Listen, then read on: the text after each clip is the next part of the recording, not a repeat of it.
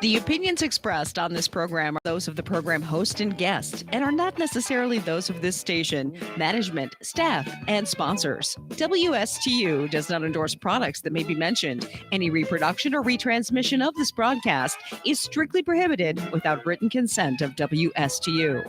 It's time now for the Crown Car Care Show.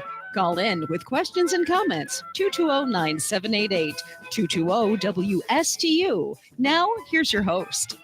Hi, everybody. August 28th, we're a few days away from Labor Day, which is Monday. That's true. Everyone gets to celebrate the working man. I think I don't know where it started, but I believe it is a celebration of the man that works and the woman that works and the kids that work. It is indeed. Yes, Labor Day. It's, of course, we're in the dog days of summer. We are. And hot, but, and then it gets wet in the afternoon. Yes. But now we're starting to look forward to the fall, cooler weather. I'm looking forward to Christmas. Yeah. Yes. Because, we always Santa Claus always calls us and we consult with him for his latest and greatest propulsion system for his sled. Yeah. How that works. Oh, yeah. Last year we had the Super Draco thrusters. Of course. Every year on loan from Tesla. We come up with everything new SpaceX. and newfangled every year. Yes. So welcome aboard, everybody. Yes. It was off a couple of weeks. You probably heard some best of shows, and we're back. Yes. And I give you my agenda for today. We're going to, first of all, we'll do some news like we always do. Then we're going to talk about some virtues of my business, Crown Car Care, my wife and I's business. We'll be talking about tire matching. We'll be talking about the changing technology with AC compressors on air conditioning. And then, if time permits, and I think we will, we'll talk about a Corolla case study that we recently had at my Cove Road location. So, okay. Case should studies. Be a good show. I love the case studies. Yeah, they're always interesting. Yeah. So, any good news out there for me? Yeah, good news for Lincoln fans. Lincoln sales are rebounding. Oh, that's interesting. So if you have Ford stock, that's good for you. New models are on their way. So it looks like there's going to be a refresh of the Lincoln line coming out. We'll have to go drive a Lincoln. Lincolns have come a long way. Yeah. And some of them are quite popular. I think they've got, an Aviator. There's a Nautilus, I think. There's some pretty decent. Navigator. They're pretty decent. There are a couple of mid-sized ones that are quite nice. Mm-hmm. I don't know if I'm a super luxury kind of guy, but there are plenty of people out there that love that. Right. People that have the disposable income. Yes. Want to be pampered. They love the car, and the car is wonderful. Yeah. I mean, it's just the interiors are nice, opulent. Yes, good word. Opulent. Yes, they were. Yes, and Hyundai is turning to new hybrid technology to power their growth amid a slowdown in the EV demand. Yeah, EVs have nosedived. So Hyundai is kind of reading the tea leaves, and they go, we're maybe not going to do EVs exclusively, not so much. And you've always been saying the hybrid is the way to go. Absolutely. That's always been your mantra. It is. So it looks like Hyundai folks have been listening to the show. Toyota has always been doing that. Yeah. Right. They've been looking at some alternative ICE internal combustion sources, like I think they have hydrogen. Correct. And some other, but it's just it's a better transition. And I'll be honest with you, I don't know if could I envision a world of full all electric vehicles? My answer is no. No, I don't think so. It's got to be all the above. I don't think so, because I don't think it works in industrial applications, commercial buses. Yeah. Buses don't work on EVs. No. They just don't. In fact, I can't think of we talked about it once. Rockville, Maryland. Okay. They spent something like $300 or $400 million on a fleet of electric buses. Half of them weren't delivered from the manufacturer, and the other half are always broken.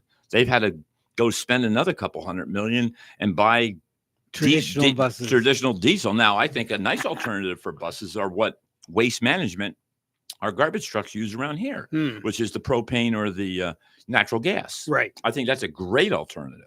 Right. Because it burns clean. It burns clean. Right.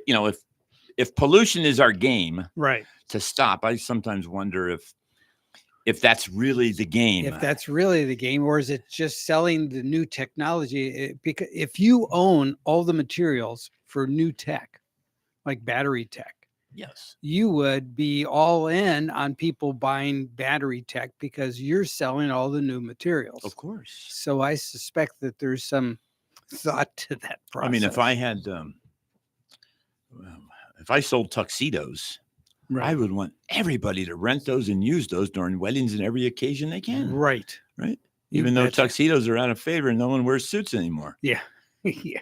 Okay, here's something. All right. I used to, at J.C. Penney is where I used to always buy my suits at when I was a boy. 'Cause Sure. I used to have to wear them to Sunday school and Right. other things. Right. You go to J.C. Penney now, there's this one little area that sells suits. Right. Isn't that Suits are out of favor. No, I know. But they didn't used to be. No. A big part of American culture. Right. Yes. Yeah. So Yeah. If you work in the office, you always wore a suit. Yeah. And, yep. I've never really worked in an office. I've had a couple jobs where I have, but most of my life I've Right. been underneath or inside or on top of or over a vehicle. Right. Car. And that's Right. kind of why we're here. Yep. It Yep. is. So GM and Samsung had a joint venture called SDI, and they pushing it back to the opening of Indiana. There was an Indiana battery plant scheduled, and they're pushing it back to 2027, which is That's huge. and Samsung is one of the premier battery manufacturers. And I didn't know that. yes, and of course they I were always thought Panasonic was one of the big hitters. Panasonic and Samsung too. I mean, Yes. they're right both in big there. players. And in fact, Panasonic has a contract with Tesla. A lot of the Yeah, I knew that. Yes. Yes. We knew that. right.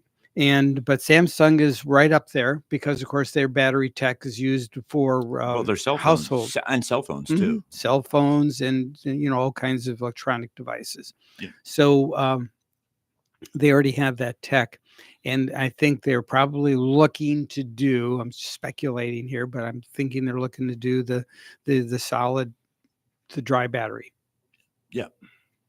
Even with that out, I still don't see EVs everywhere. No. I just Well, what they're telling you by pushing back their opening of their Indiana plant is the technology is still not mature enough to and or combined, the demand isn't there enough to go there. correct. The Probably a economies combination of the both. economies of scale as well as Right. technology. Right. itself. Right. So there you go. So that's pretty I'll much. tell you where the technology is at is in these Zamboni machines, these ice machines. I'll tell you, didn't we do a show on those things? Those are that was magic. my favorite The episode. Zamboni machine. You got to Google that if you're listening and you want to learn more about Zamboni. Go to Crown Car Care YouTube, and you will Find learn. it. You will find the story about Zamboni. They And- are it's quite interesting, the story. Right. And actually, there's quite a there's quite a field out there with competitors. It's Yes. not just Zamboni. Well, but they're the leaders. they're in the field. leader, of course. Right? Just like Tesla's the leader in EVs. But there are other right, lesser right. price points for these machines, and they hold their value too on Mhm. resale, which is most interesting. I read something about Polestar, which is a division of Volvo, which is their Mhm. electric cars. Whenever I see a new CEO comes into play, Right. that always tells me that something's up. Either he's not paying attention, or they're trying to get magical results from one person and they bring somebody else in. Because they brought in an ex-CEO of Opel. Mm-hmm. Polestar is now how many people are buying Polestar electric vehicles? Well, so this is, of course, this is a play that China owns Volvo, Yeah. Oh, yes. right? So I mean, it may be a Chinese company, but it's basically the It's still- CCP, right? The Of Chinese course it is. government owns it. So there's probably some long-term play that the CCP is looking at for the introduction of their products, into Western markets. Sure. And I suspect, getting a CEO in place that is on board with their rolling Right. out their plan. So But I can say this, Volvos are not the the product car that they used to be. No. They're not. no. They were known for their safety and their reliability. Yes. I can say one of them, safety, yes. Well, most cars are safe today due to Right. airbags and just crumple zones and Right. technology to design metals that crumble in the right way. But The the National reliability, Safety Conference. Yes. Mhm. eh-eh, Right. it's not there. No. It is not there at I all. think they were probably at the apex of their career during the Saturn, the days of the Yes. General Motors Saturn. Mid-90s, Yes, because early to mid-90s. when Saturn came out, Yep. they used Volvo frames because, bar none, it was the best frame in the industry. Yep. So that said an awful lot to me about the Volvo product at that time. It's different now. Yes. It's completely Right. different. We have at Crown Car Care, we've worked on a plug-in hybrid SUV, like XC90, I think it is, the bigger SUV. And it's just one problem after another. That's all I can tell you. It could have been just a one-off on this vehicle, but you hope it's not systemic. Yeah. It was quality of parts. It was just the path to the end result of a subsystem to do what it's supposed to do. Right. Is the goal. Right. You want this microphone to work that I'm speaking to, my headphones that I have to work. That's the goal. So I can hear myself when when you're on the radio. I don't know if you knew that, but you listen. We wear headphones. Right. Because you're actually hearing. It's a weird kind of, it's a weird sensation, but you get a better idea of what you're sounding like to the public that's listening to you on the radio. You feel more connected. Yeah. There's something, I don't know what Right. it is, but again, we're humans, we're creatures, right? We're organic creatures. Yes. That's what we are. So if it takes 10 steps to get to for my headphones to work, or it's 2 steps to get my headphones to work, from a reliability standpoint, the 2-step deal is going to be a better deal than a 10-step. Right. And that's what happens with a lot of cars and systems. Right. Too many steps. That's Mercedes. Mercedes has that problem. BMW has that problem. Too many steps to get to the end result. Right. I mean, if you want your window to go up and down on your driver's door, how many modules do we have to go through to make that work? And is it really a good idea? Yeah. I don't know. So one thing I like about Tesla is Tesla seems to go the simplicity route. Right. And that's one of the reasons I'm attracted to Teslas. Right. Simplicity. Less is more. That's Completely. the mantra. Yes. Apple. I don't know. Apple's kind of lost their way a little bit lately, but Apple originally was less is more. Software is automatically updated. They don't sell their code to anyone out there, so you have less piracy and less hacking of the phones. It's not quite that way now, but Apples are still pretty safe phones. Yes. Pretty safe. That's true. More expensive, but a lot more expensive. A lot more expensive, like double the price. About double. Maybe more. Or more at each price point. Yes. So that's another topic for another day. Yes. So. All right. The other thing I've been noticing, I'll tell you, we talk about news. I've been reading, and I can't quantify it, but I've been reading information that there seems to be an inventory buildup of vehicles. Yes, go ahead. Unsold. Yes. I'm seeing the car dealerships, even in our town, they are just filled to the gills with vehicles. Just noticing it. Yes. Just driving by. It used to be when COVID came a few years back, the lots were empty and everyone wanted the cars. Yes. And what happened to car prices? They went up, right? Yeah. Used car market went through the roof. Do you remember that? Yes, of course. Now it's dropping. Oh, yeah. Well, I mean, it was Mother Hubbard's cupboard. When you go into the new car lots, you saw just a scant amount of cars during COVID. Yes. And the prices were just astronomical. I think. And they were illegally allowed to sell many dollars over MSRP. Yeah, and that's wrong. No, I know. Well, that's what Tesla tried to stop with the Cybertrucks. And, I just read this week that they've stopped the $50,000 fine for reselling a Tesla after you bought it. Right. They're just trying to sell anything they can get their hands on. Because Tesla has an overproduction issue right now. Apparently. Big time. But I got to tell you, it's something about the Cybertruck. It makes people stop and look. And there is a Cybertruck that I saw in the parking lot of one of the big box stores here in town. Yes. And it was wrapped in a blue wrap, and it looked wonderful. I think I've seen that. There's about 10 of them around. Oh my God. And they're quite pricey. Yeah, one of them was wrapped in white. I saw. I've seen there's a a flat black one I've seen. I've seen one that actually has Cybertrucks in script on the back. Nice. So it's a nice truck. Again, you and I have never driven one. But it's got the wow factor. It does. Yeah. It does. It So does. as soon as we get the, so I got to call in. Once we get the go ahead, we're going to drive it. I got to call into Tesla when they have one available for test driving. We will be there. Yeah. Why don't we take a break and then we'll come back and we'll talk about the virtues of Crown Car Care. Okay. Sounds like a plan. All right, stick with us. Give Todd a call at one of his stores at 772-781-8000, and we'll be right back. Yep.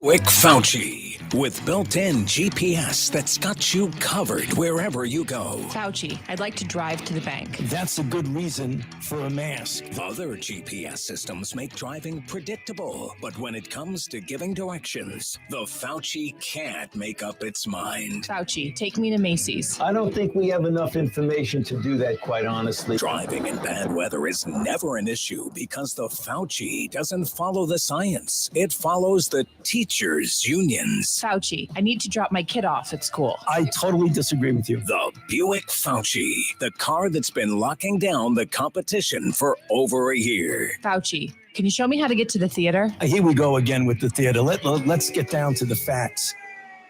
They can't keep those on the lot. They're selling like crazy. Like hotcakes. Like hotcakes. Yes. Well, all the unions are buying them. The teachers' unions. They love those. Yes. Things. They love that Fauci. Yes. They do. It's, if the work is hard. Right. Lockdowns. Right. You get free internet with every car. Oh, of course. Of course. Yes. Go ahead. So we've been in business for, last time I counted, about 18 years. 2 locations. We have one on Cove Road. Mm-hmm. I have one in Palm City. Over at Cove Road, the phone number is 772-283-4707. And you can, if you call over there, someone by the name of Cody or Kelly will answer the phone. Cody or Kelly. They're the front office over there, and they're wonderful people. And it's a big location. There's a big monument sign out front that has our logo on it. There's a row of 6 American flags that are partial American flags on those swooper type flags that are lined up out in the front on the sidewalk. Plenty of room to get in, plenty of room to get out. Great staff, wonderful smiling faces. Great location. And that's 283-4707. And then our other location is in Palm City. And that's on the corner of 42nd Street and 714, which is the 3.5-year road construction project that's been going on there by the turnpike. Widening of that Palm City Bridge, which I believe the widening's done. They're kind of just finishing up the center medians now. So I believe we're on the close to being done. Right. It'll be nice. Yes. So just in time for season. Yeah, just in time. So that's a great location, bigger location than Cove Road. Not quite as staffed as Cove Road is. We have Kristen is over at the front desk, and sometimes my wife Tamara is over there. I'm always there or at Cove Road, either location, the one in Stewart or the one in Palm City. I'm either there or there. It's where you can find me. Usually I'm in the back. Usually I'm not in the front. Usually I'm in the back with the cars, because I think for me, the better business strategy for me as a business owner has always been to focus on the product more so than what most business owners would be focusing on. Right. That's just what I do. And I think it doesn't always work for everybody. It seems to work for me. Right. That if I can ensure that my technicians and as well as myself are the best that they can be at maintaining these vehicles, servicing the needs of the customers, that everything else will get right behind it and fall in line. If I know what's going on with what we do and serve to the public, I feel that because it's such a complicated business, it's so advanced, technology's crazy. We program modules, Frank. We put in new modules. We do network tests. It's unlimited that in fact, I don't know of any other industry that has as much technology in it as my industry. Yeah. I don't. It may be on par, but it's the same. Right. Right. It's not like you have, take for commercial airlines. How many different airlines? You got Airbus, Boeing, and maybe a couple, not really anything else. That's about it. Right. So that's two brands. I deal with many brands. Right. Yeah. And yeah, they all function ultimately at the end to do the same job. But if, just as we were talking before break, 10 steps or 2 steps, which would you like? I prefer the 2-step method. Right. For design. That is fewer things to break, and easier to fix. Yeah. And fewer things to break, so less to fix, because it's my businesses aren't at a shortage of fixing cars. My bottleneck is making sure that we get to the right solution. Correct. For what you're in for, what you came to visit me for. Yeah. Isn't that always the chief complaint, that they brought their car in because they had this and such problem? And the technicians, oh yeah, we got it taken care of. We found it. And it doesn't fix it. And they drive away and then they go, it's not fixed. Right. And then they have to bring it back. Now there's a very unhappy customer. They've lost more time. Now you know why I stay in the back. Yeah. It's important because of now, if I was in a different industry, right. If this was the, I don't know, ice cream radio hour, and we were talking about different flavors of ice cream and things every week, and I serve the best hand scooped ice cream in town, I probably wouldn't need to be in scooping the ice cream. I could be focusing more on some other areas, marketing or making sure that the front staff are saying exactly the right words and making sure they wear the right uniforms or clothing. Do you see what I'm getting at here? I knew where I'd be. I'd be the official taste tester. Taste tester, absolutely. And here's something, talking about taste. Yes. Do you know about why is sharp cheese called sharp cheese, and what makes cheese sharp? You know that? Do you know why? No. Tell me why. What makes sharp cheese sharp? Has to do with lactic acid. It has to do with the acidic content of the cheese, and that's only obtained by aging. So let's take cheddar cheese, for example, which is Parmesan also falls into this category. Right. You make cheddar cheese. Or Parmigiana. You make your cheddar. Yeah. And it's in the big wheel. I think yes. they call it a wheel, don't they? That's exactly right. They call it a wheel, and they usually use wax. And I'll tell you why they use wax in a minute. They age it. Now, freshly made cheese, 1 to 3 months, is your mild cheddar. Okay. The longer you age it, the more the process of the lactic acid in it reacting with the other ingredients that are in there, breaking down the organic solids that are in there. And the resultant is at a higher pH or lower pH. I guess, it's higher pH, but on the pH scale would be a lower number. And it makes it acidic, and that's what gives it the sharp taste. So like if a similar taste would be if you have salty potato chips with vinegar, it kind of gives you that same sensation inside your mouth. But sharpness is based on aging, and some cheddars are aged 3 to 5 years. Wow. And they do it in wax. Here's How why do they adjust that for inflation? I don't know. Okay. I don't know. But the other thing is it's usually good cheese has wax on the outside. Yes. That's so it can breathe slightly, so you don't get water built up and moisture on the outer layer of the cheese. Right. Seals it up somewhat. Somewhat. Yes. Somewhat. Semi-permeable. Yes. But the aging of the cheddar, and there is different categories. Mm-hmm. But I can tell you this, the FDA which regulates our food in this Right. country we live in, Right. does not have specific requirements for the Guidelines. labeling of the sharp or extra sharp or mild. That's what's done by industry standards. Yes. Yeah. Very interesting, isn't it? Yeah. So. Because there's some things the government just doesn't know. They just rely on The industry. the industry. Self-regulates. Correct. Good, honest industries self-regulate Yes. as long as there's good competition. Now, the less competition you get, That's where you get into trouble. well, look what happens with chicken. I'm not going to mention the brand, but No, yeah. if you're the biggest game of chicken in the country Mhm. and you buy everybody up, who's going to regulate? Who's going to self-check you or check you? Right. You have no competition to check you, and that's what happens with big companies. Yeah. They lose their way because they're not corrected when they make a mistake or a bad move. Right. Right. And maybe it's a good thing with the automotive industry.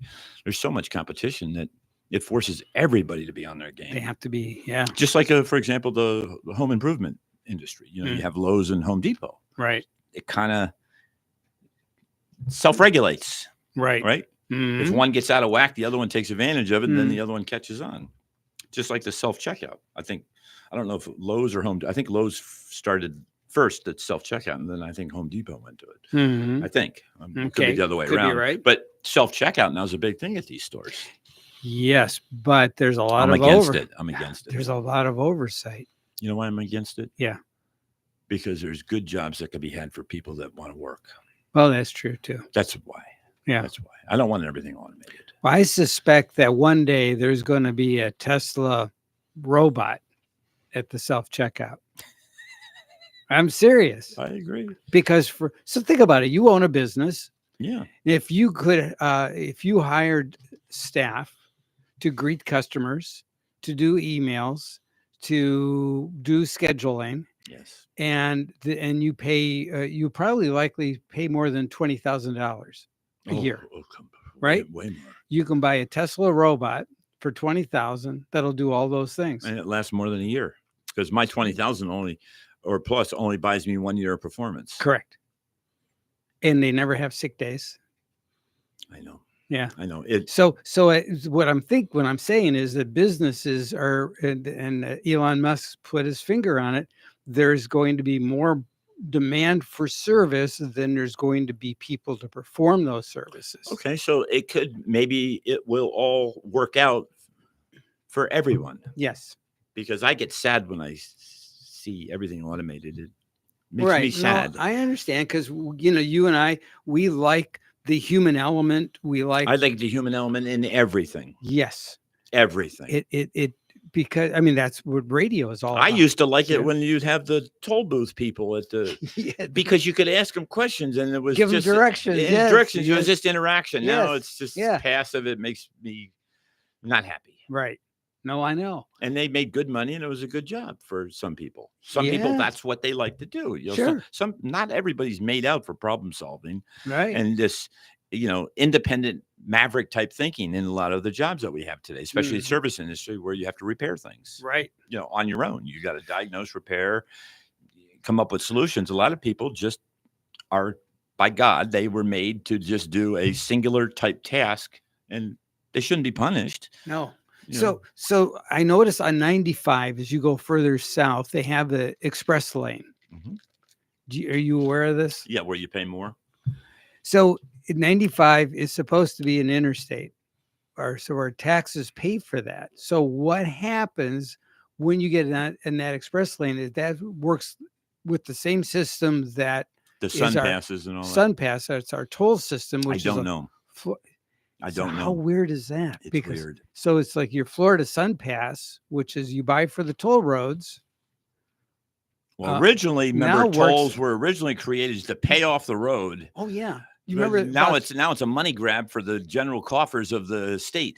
sure. 20 years ago, we retired the note for the turnpike, right? Yeah. Now you got maintenance and whatever. Right. but- So they say, yeah, well, we're not going to retire the the toll road because we still have to It's the take same care way of it. with bridges. Yeah. Bridges are that way. Bridge tolls were not originally, I think. I mean, I could be wrong. I don't Yeah. think they were designed to generate revenue. I think it was designed to pay off a note, Correct. a bond that had to be floated for a community That's or a exactly- state or a town or a county to Right. build a bridge across a body of water or a ravine or a mountain or whatever. Exactly right. And it's turned into a a taxation on everything. a cash cow. Yeah, it's taxation on everything. Right. Although I'll tell you one good thing, It's- Bright Futures, which is part of the educational system here in Florida, Mhm. is scholarships that goes to outstanding merit-based, Yes, merit-based. It's I like that word. merit-based, me too. Mhm. And that comes from our lottery. Yes. So. That's good. 3 of the virtues of Crown Car Care that I will briefly note on, then we'll go into tire matching, Okay. is honest. Mm-hmm. We're going to tell you as best as we can what we have found or what we see and give you the best honest advice that we can do. Mm-hmm. Is it perfect? No. But do we strive for perfection? Yes. But honesty doesn't mean is you're not right all the judged time. off of perfection or imperfection. Honesty is based off of telling the truth of what you see at the time. Correct. As you see it, as you know it. Yes. And there's no deception. I Yes. think there's no Mhm. deception. And Right. we don't do that. Right. Fact-driven. We're fact-driven at Crown Car Care, both Mhm. locations, the one on Mhm. Cove Road and the one in Palm City. Yeah. Fact-driven in the sense that we base everything off data. We base everything off manufacturers' recommendations, the specifications and service manuals of the manufacturers. Mm. It's important. Not everybody does that. Right. Some people just guess. Yeah. I can't tell you how many subscriptions I have at both locations for information and data. I would say most tire stores and repair shops don't even come close to the information that we have. Yeah. I have more information than the dealers do at times because I have all their information plus other sources that they would never buy. Right. I have all the dealer information plus some. Value-based. We try to give you the best value, and that's not always the cheapest for what the services we're doing. Because with a car, because of what it is, we have to base quality of the parts or the liquid or whatever substance or object we're putting on that car has to go hand and foot or occupy the same floor space as price does. And you have to evaluate both of them. A cheap wheel bearing that's half the price that only lasts a year is bad business for me. A quality Timken bearing that lasts 6 years and could be double the price of a cheap bearing is a much better value proposition. Right. Much better value proposition. The 1-year bearing does everybody disservice. Right. Because the labor is the big- same. Is right. That's your constant. So you can spend the same amount of. I'd rather put money in product than in labor, to be honest with you. Because But there is a tipping point too. Right. You don't want to go so expensive on the part. You have to weigh it. Usually I say a little bit above middle. Yeah. Right. You don't want to buy the best of the best. That way you drive yourself out of business. Right. Because there's a point where it's too much. It's just too much quality. You don't need perfection in terms of quality. You just need high quality that is built to last. Right. Built to last. Right. Not built to last forever, because that doesn't exist in the world. Right. It doesn't exist. Same with tires, which is what we're going to talk about All next. right. Let's do We're going to that. go into tire matching. Let's do our regulation timeout, and Let's we'll do it. devote the last segment to tires. So stick with us, because the tire thing is very, very performance minded, right? Oh, it is. Yes. Oh, yes. All right.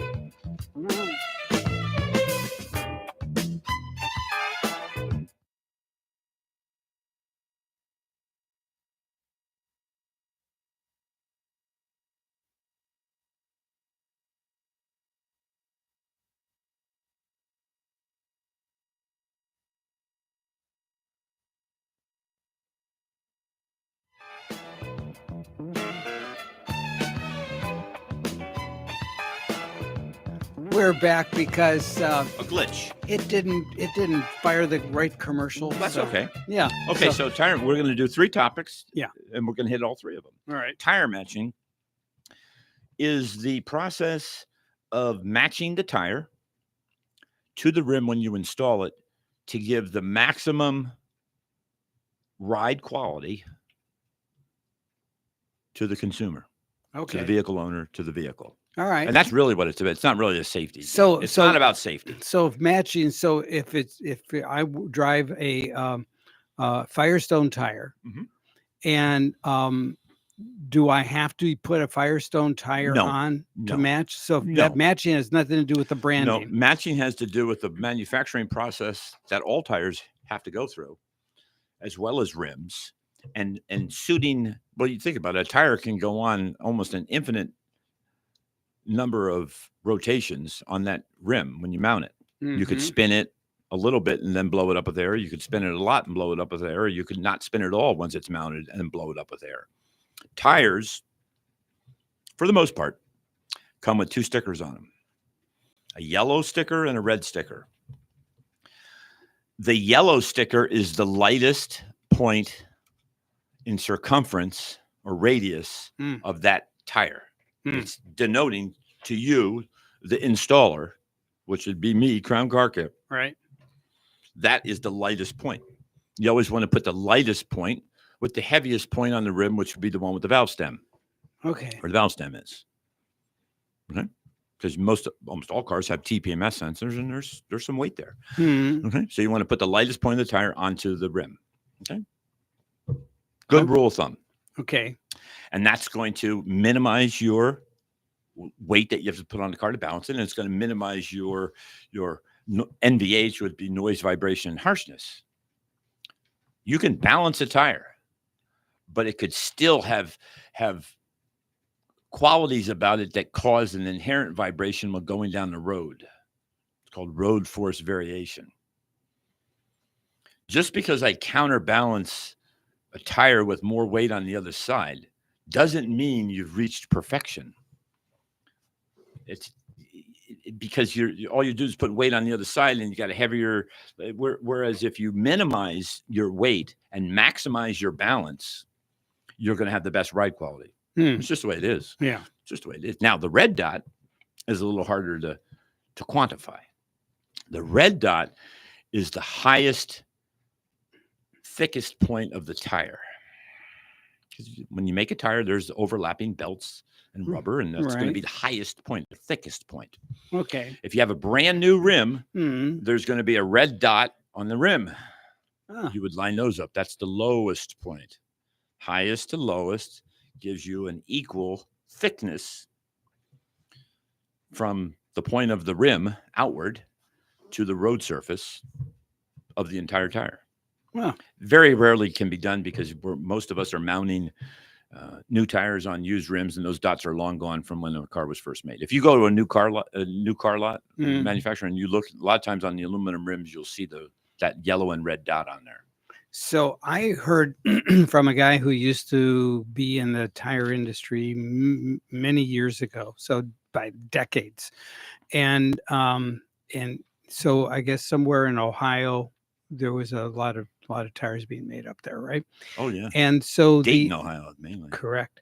So the major the I guess the tires were the number one tires, the first rated tires, right? The best grade of tires would go on the cars. You get the best look and feel on the road, especially when you're buying a new car. The new car manufacturers want that Initial. that right?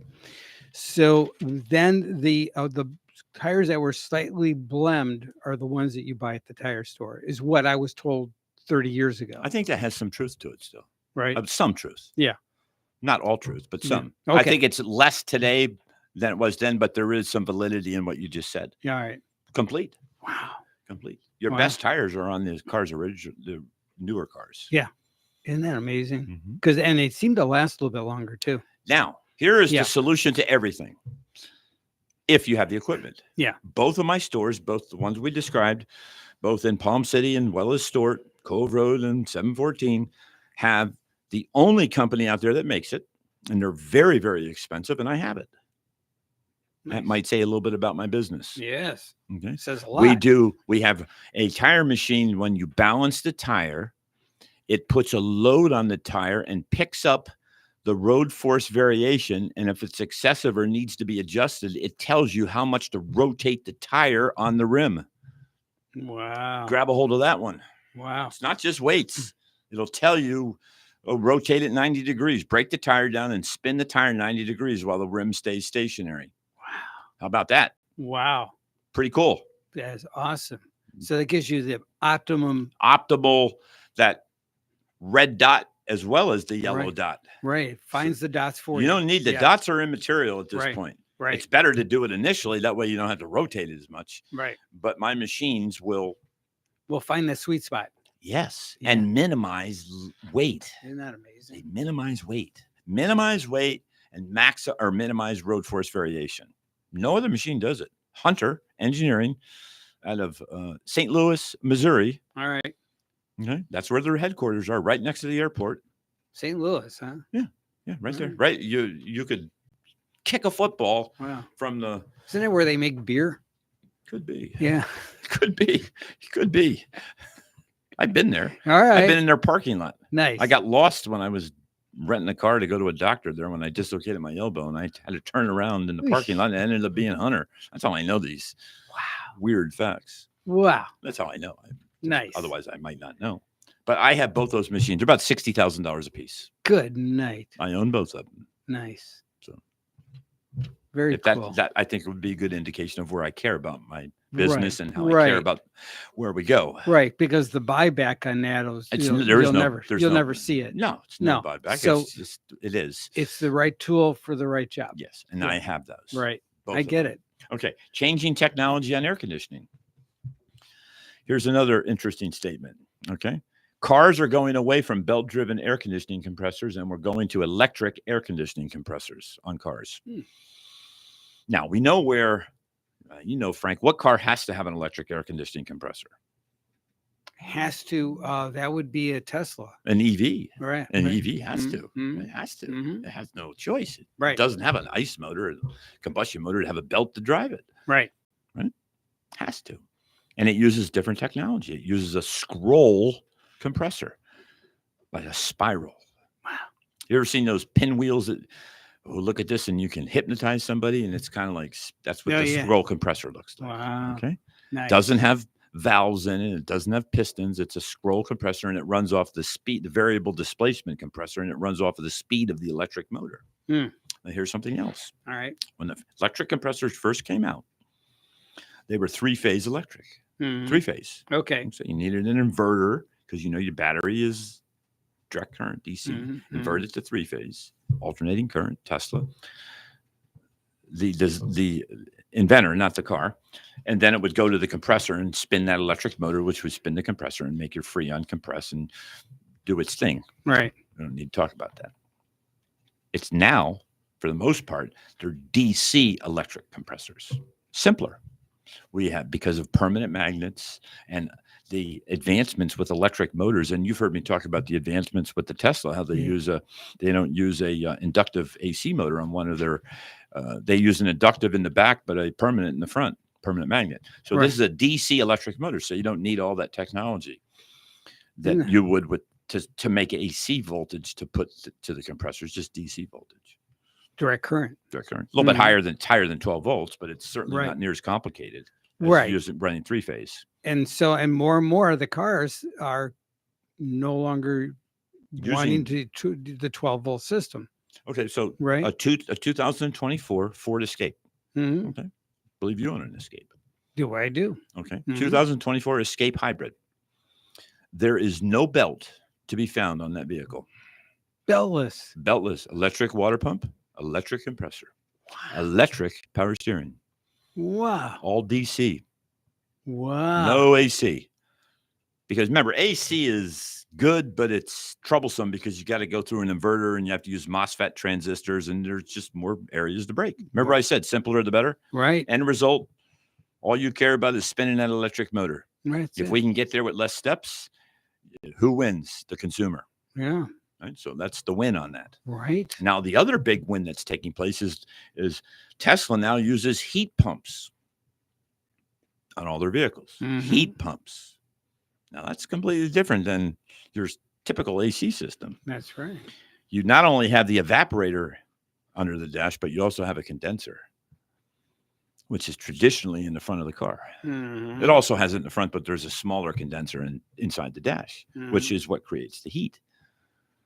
Ah. So you don't have to use electricity to heat up an element, because what happens to range when you on an electric car? Oh, you eat it up on heat. Not on Teslas. Yeah. There's none. No, There's no longer range decrease in cold weather, other than just the physics of it being cold and the battery not being as high output. New Teslas starting in 2023, which is the year I have. Mm-hmm. Teslas use a heat pump system. So you no longer have a toaster oven inside your dash heating up the air. Amazing. No more. So but you've heard people say you get, we talked about it. The range Yes. isn't there because you're heating up the cabin. Right. Not that way with Teslas anymore. Heat pump system. And that's Wow. what a lot of Yeah, because people that use these advanced greenhouses that they live in, these very expensive, they use a heat pump system for their air conditioning and Right. heating in their house that they live in. right. So that's interesting. It is interesting. Heat pump. Wow. Heat pump. Very cool. All Electric. DC electric, not three-phase. Right. DC. Simpler. It's probably less weight for the vehicle Yeah, and overall. you don't need to use the inverter to make it three-phase. Right. Because remember, three-phase is two legs and a neutral. So if I was an inverter car, if I was a manufacturer of automotive inverters, I'd be looking for another line of work. You might not be as happy. This is like the buggy whip guy, right? Yeah. Okay. But the win is right. hoorah for electric cars. I Right. love them. Right. Love electric cars. Right.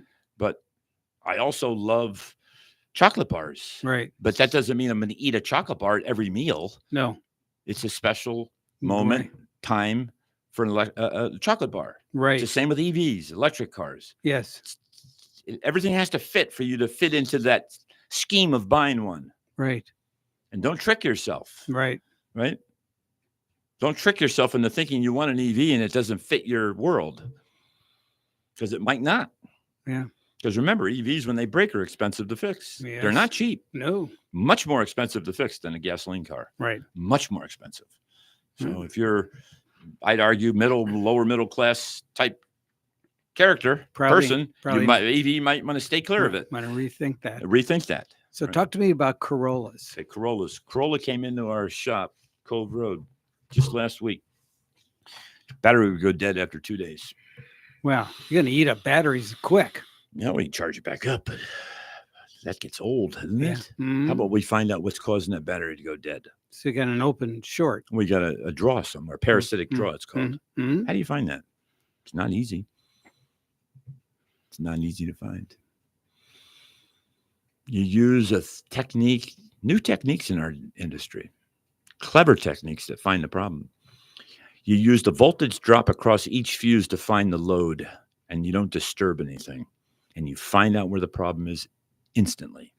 Wow. And when you do that, you can find out the subsystem. You're only going to find the subsystem because fuses don't generally, especially on a Corolla, it can probably controls 5 or 6 items each fuse. Mm-hmm. But you take a voltmeter and you go around up and down on each fuse. You open up the car doors and you lock them with a screwdriver so they're locked. So the car thinks everything's locked up. It's called going to sleep. You put the car to sleep. Then you go in and do surgery and find out what the problem is. So we closed the hood. The trunk was closed, obviously, and the doors were open, but they were locked latch-wise. Right. Okay. Got it. Okay. So I can get in there and operate. So you fool the car to think then the doors were closed. You wait 45 minutes till all the modules and computers go to sleep, and now you can go in and do surgery. I love The it. anesthesiologist came into town. He put the car to sleep, and now Right. you can go do your thing. The gas passer. Right. Yes. So all right. you take a voltmeter, and you go to about 10 or 15 fuses, and you Mhm. hold each lead from the digital voltmeter, commonly called a DVOM, and have it on volts. Has to be millivolts. It's micro amounts of volts, and you go across each fuse. Mm-hmm. Okay. And when you go across each fuse, if there's no load on the system, no parasitic draw on that circuit, it will be zero. There'll be no Okay. voltage. Right. But if there is, there will be a micro amount of voltage going across that small fuse, there's a little element of wire inside that fuse. Okay. And all electricity, as it travels over wire, there's a thing called voltage drop, which means just the resistance in the wire creates the voltage to drop slightly as it travels across that distance. All right. That even that small distance has voltage drop. There's charts out there depending on the type of fuse. You've got mini fuses, maxi fuses, micro fuses. There's just about 5 or 6 different types of fuses, and each fuse, depending on the amperage of the fuse, has charts that engineers have come up with that show if this is the voltage that you find on the voltage drop, how many amps there are. Are we close to ending? Yeah, we're going to have 1 minute. Okay, so the bottom line is we found it. It was the dome light circuit. The bulb was burned out on the overhead, even though the dome light switch was flipped on. So the guy had manually put the dome light on, and the bulb was burned out, so it didn't show it. We found it. Put the switch down. Put the bulb in. Case closed. Fixed. Nice. So there you have it. Case study. We did it. I love it. And I love the diagnostic system. It's genius. It is indeed. All right. Well, I hope you enjoyed the show as much as I did. Look forward to visiting with you next week. Don't forget to visit Todd and his staff. Give them a call at 781-8000, and we'll be back again next week.